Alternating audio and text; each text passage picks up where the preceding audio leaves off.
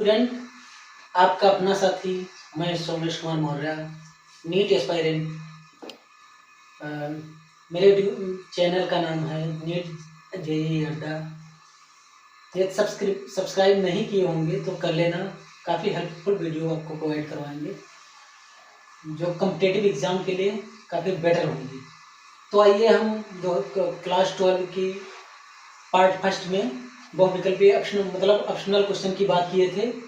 अब इसमें लघु उत्तरीय प्रश्न की बात करेंगे। कुछ मोस्ट इम्पॉर्टेंट क्वेश्चन कलेक्ट करके लाए हैं जो व्हाइट बोर्ड में लिखे हैं और इसको एक्सप्लेन करेंगे। काफ़ी ध्यान से सुनिएगा और कंटिन्यूटी वीडियो में कंटिन्यूटी बनाए रखिएगा, ज़्यादा देर की वीडियो नहीं है। तो आइए हम देखते हैं पहला क्वेश्चन। टैप्टम कहाँ स्थित होता है तथा इसका कार्य क्या है। अब देखिए टैप्टम कहाँ स्थित होता है। तो टैप्टम जो है पॉलन ग्रेन का एक पार्ट होता है जिसमें लघु बीजाणु धानी जिसको बोलते हैं उसके सबसे इनर लेयर मतलब भीतरी जगह पे स्थित होता है टैप्टम, और इसका काम होता है नरिशमेंट मतलब पोषण प्रदान करना। तो लघु बीजाणु धानी, लघु बीजाणु धानी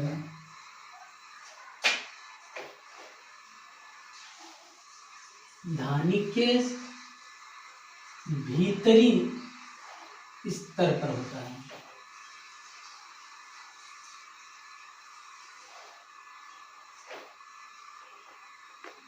पाया जाता है तथा इसका काम होता है पोषण प्रदान करना, एंथर को पोषण प्रदान करना। ठीक है।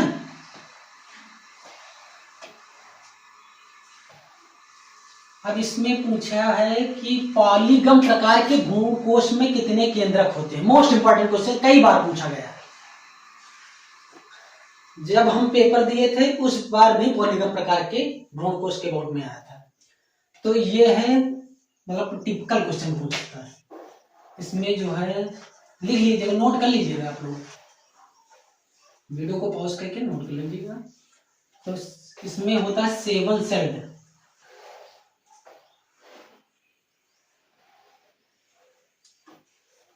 And 8 nuclei. टाइप का होता है 7 सेल्ड एंड 8 न्यूक्लियाई मतलब 7 सेल 8 न्यूक्लियस। अब परागण क्या है, नेक्स्ट क्वेश्चन की बात करेंगे। ये हो गया नेक्स्ट क्वेश्चन। परागण क्या होता है नोट कर लीजिएगा। परागण देख लीजिए, मेल फ्लावर में मतलब क्या कहते हैं हिंदी में इसको,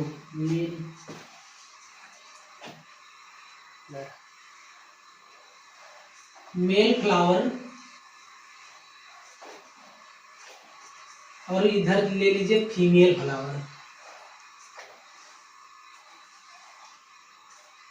मतलब नर पुष्प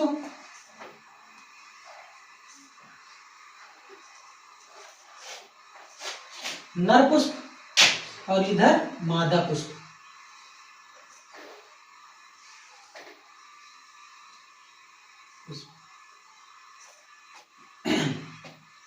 तो मेल में परागण जो है मेल फ्लावर और फीमेल फ्लावर होता है, मतलब नर पुष्प और मादा पुष्प। तो मेल फ्लावर में एंथर होता है और मादा पुष्प में स्टिग्मा होता है। तो एंथर में पॉलन ग्रेन होता है, एंथर के अंदर होता है पॉलन ग्रेन। पॉलन ग्रेन को किसी वेक्टर मतलब वाहक के सहायता से, वाहक मतलब वेक्टर की सहायता से, वेक्टर में हो सकता है मधुमक्खी भी हो सकती है, मधुमक्खी, हवा, मतलब कई सारे वेक्टर हो सकते हैं। स्टिग्मा तक मतलब फीमेल फ्लावर मादा पुष्प के स्टिग्मा तक पहुंचने की प्रोसेस होती है, इसी को कहते हैं परागकण। परागकण जो होता है मेल फ्लावर के एंथर, जो एंथर में पॉलन ग्रेन होता है, पॉलन ग्रेन को किसी वाहक द्वारा फीमेल फ्लावर के मतलब मादा पुष्प के स्टिग्मा तक ले जाने के प्रोसेस को पॉलिनेशन कहते हैं या परागकण कहते हैं। इसको अंग्रेजी में पॉलिनेशन बोलते हैं। पॉलिनेशन क्या बोलते हैं? पॉलिनेशन। लिख लीजिएगा। आइए हम दूसरे क्वेश्चन की बात करते हैं। नेक्स्ट क्वेश्चन, नर मानव में वृषण उदर गुहा से बाहर क्यों होता है? उदर गुहा मतलब स्टोमच, अमाशय, पेट को उदर गुहा तो क्यों होता है? एक प्रोसेस होती है जिसको बोलते हैं स्पर्मेटोजेनेसिस, मतलब शुक्राणु को जहां से बनता है, शुक्राणु के बनने की प्रोसेस को कहते हैं स्पर्मेटोजेनेसिस। तो वही प्रोसेस होती है, मतलब जब ये वृषण के अंदर जब तक रहेगा तो बॉडी का टेम्परेचर 37 डिग्री सेल्सियस होता है। तो 37 से कुछ कम टेम्परेचर पर स्पर्मेटोजेनेसिस प्रोसेस होती है। तो वो जब उदर गुहा में रहेगा तो बॉडी टेम्परेचर 37 होगा, उसको चाहिए 36 या 35, लगभग 36 चाहिए उसको। तो इसलिए नर मानव में वृषण उदर गुहा से बाहर इसलिए होता है क्योंकि उसको टेम्परेचर बॉडी के टेम्परेचर से कम चाहिए, स्पर्मेटोजेनेसिस प्रोसेस कम चाहिए। मतलब स्पर्मेटोजेनेसिस की प्रोसेस होने के लिए बॉडी टेम्परेचर से मतलब उसको 1 डिग्री सेल्सियस या कुछ डिग्री सेल्सियस कम टेम्परेचर चाहिए, इसलिए बाहर होता है। मतलब क्या कहते हैं? स्पर्मेटोजेनेसिस की प्रोसेस होने के लिए बॉडी के टेम्परेचर से कम होनी चाहिए स्पर्मेटोजेनेसिस के लिए। ठीक है। अब मानव शुक्राणु का सचित्र, नेक्स्ट क्वेश्चन, मानव शुक्राणु का सचित्र वर्णन कीजिए। अब बता दे रहे हैं मानव का शुक्राणु।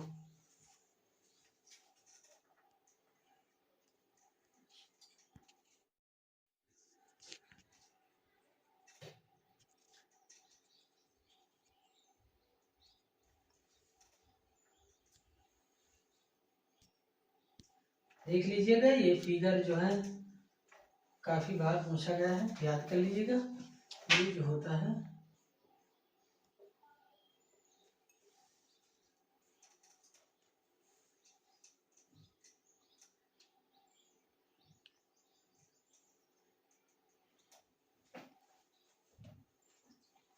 ये होता है एक्रोसोम, ये होता है न्यूक्लियस, ये होता है टेल,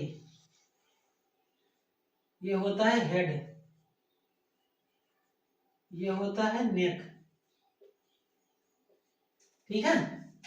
यही सब स्ट्रक्चर से इसमें माइटोकॉन्ड्रिया होती हैं, ये इसका फ्लैजेला होता है। इसी के वजह से ये मतलब गति करता है, मतलब फीमेल के जेनाइटल ट्रैक्ट में इसी की वजह से पहुंचता है, ओवा से जाके मिलता है, फ्यूज करता है, जाइगोट बनाता है। ये सब प्रोसेस होती है, ज्यादा डीप नहीं जाना है। ठीक है, ये हो गया। इसके बाद नेक्स्ट क्वेश्चन की बात करेंगे, प्रश्न नंबर 6। ये जितने क्वेश्चन है मोस्ट इंपॉर्टेंट क्वेश्चन, हम ओवरव्यू की बात कर रहे हैं, ज्यादा डिटेलिंग नहीं कर रहे हैं। पर सर्वग्राही एवं सर्वदाता क्या होता है? आप लोग पढ़े होंगे ब्लड में ये क्वेश्चंस मोस्ट इंपॉर्टेंट क्वेश्चंस बनता है।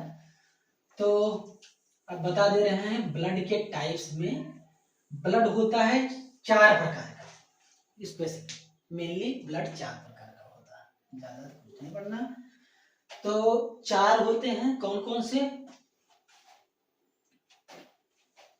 ब्लड जो है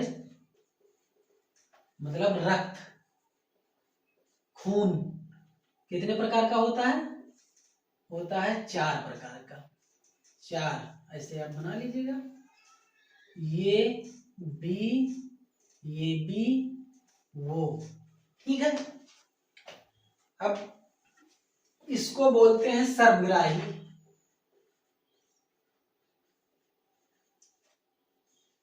इसको बोलते हैं सर्वदाता,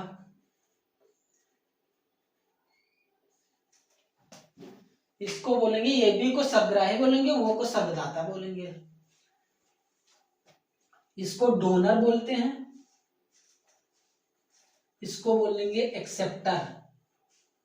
मतलब शब्दग्राही मतलब सबसे ले लेगा, शब्ददाता मतलब सबको देगा, इसका सेंस यही है। ठीक है, नेक्स्ट क्वेश्चन की बात करेंगे। ज्यादा बड़ा लॉन्ग वीडियो ना बने, इसलिए जल्दी जल्दी हम सब कवर कर रहे हैं। हाँ, ये क्वेश्चन बनता है, बहुत ट्रिकी क्वेश्चन है। वर्तमान मानव का वैज्ञानिक नाम क्या है? तो वर्तमान मानव का वैज्ञानिक नाम देख लीजिए, मोस्ट इंपॉर्टेंट क्वेश्चन है। तो इसका आंसर होगा, हिंदी में लिख रहे हैं, Homo sapiens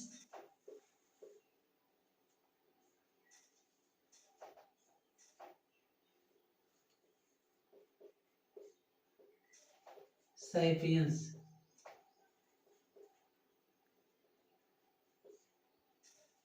Homo sapiens sapiens, ये वर्तमान मानव का वैज्ञानिक नेम है। ठीक है, नोट कर लीजिए पॉज करके वीडियो।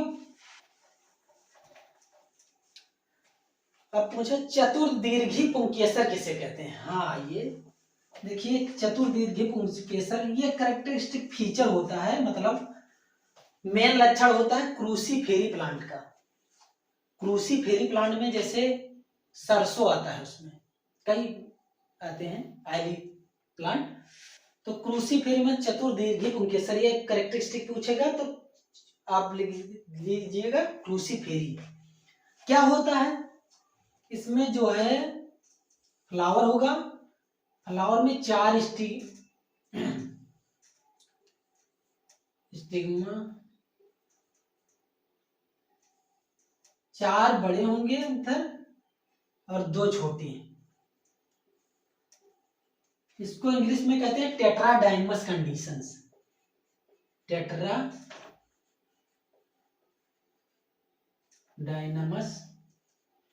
कंडीशन भी बोलते हैं। 4 बड़े होंगे इसलिए टेट्राडाइमस कंडीशन, इसका चतुर्दीर्घी पुंकेसर। ठीक है, फिर आइए नेक्स्ट क्वेश्चन की बात करेंगे।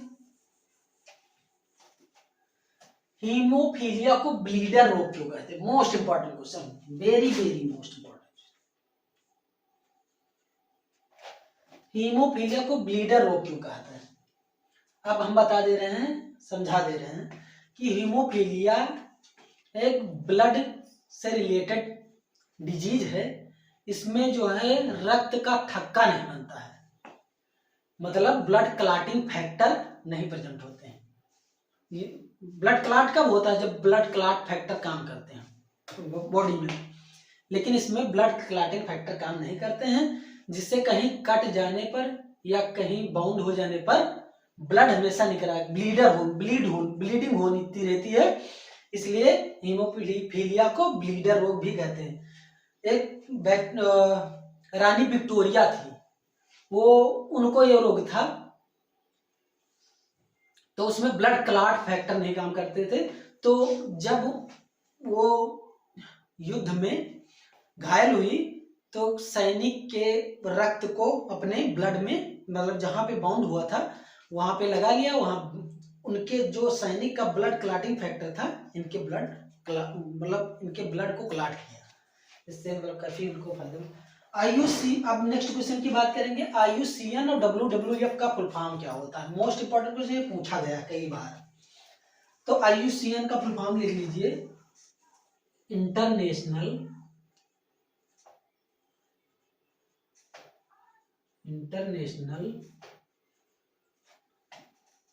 यूनियन ऑफ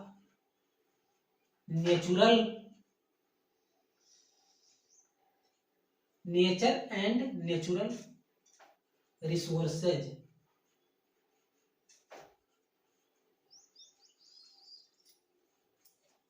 लिख लीजिएगा। अब पूछे डब्ल्यूडब्ल्यूएफ का फुल फॉर्म, तो डब्ल्यूडब्ल्यूएफ क्या होता है? डब्ल्यूडब्ल्यूएफ का होता है वर्ल्ड वाइल्ड लाइफ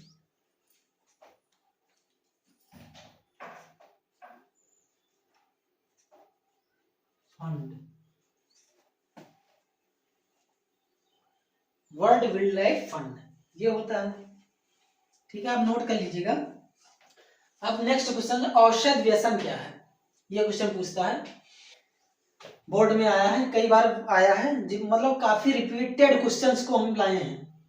औषध व्यसन जो होता है, अब औषध व्यसन क्या है ये बता रहे हैं कि कोई चीज, कोई ड्रग है, वो बार बार मतलब लेने पे, बार बार लेने पर वो मतलब कोई भी पर्सन उसी पर डिपेंड हो जाता है, मतलब आदत लग जाती है। जैसे खैनी खाता है, उसको खैनी ना मिलने पर उस जो है वो एक्साइटमेंट नहीं रहता है, लगता है उसको नींद आ रही है, कुछ भी है, तो इसी को ड्रग डिपेंडेंट कहते हैं। अल्कोहल लेने वाले भी ड्रग डिपेंडेंट होते हैं, मतलब नार्कोटिक चीज अधिकतर ड्रग डिपेंडेंट होती है।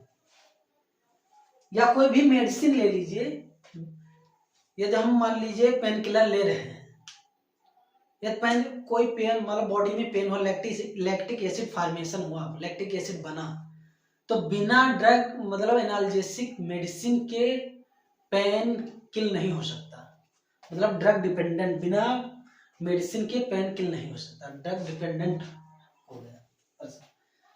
अब दुधवा राष्ट्रीय उद्यान कहाँ है? आप लोग सुनेंगे यूपी में है, उत्तर प्रदेश में, उत्तर प्रदेश में, यूपी के लखीमपुर खीरी में है, लखीमपुर खीरी।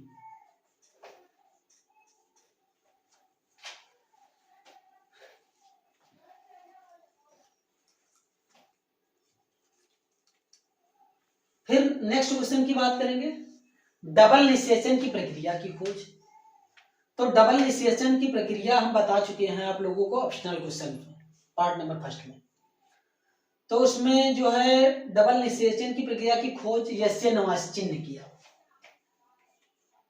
नवास्चिन।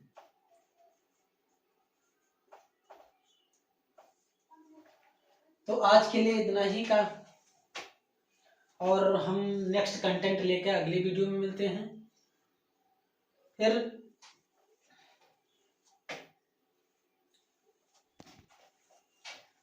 थैंक यू दोस्तों, मेरे यूट्यूब चैनल को सब्सक्राइब करना मत भूलिएगा, लाइक कीजिएगा, कमेंट भी कीजिएगा, यदि कोई मिस्टेक होगा तो हमारे कमेंट बॉक्स में डिस्क्रिप्ट कीजिएगा।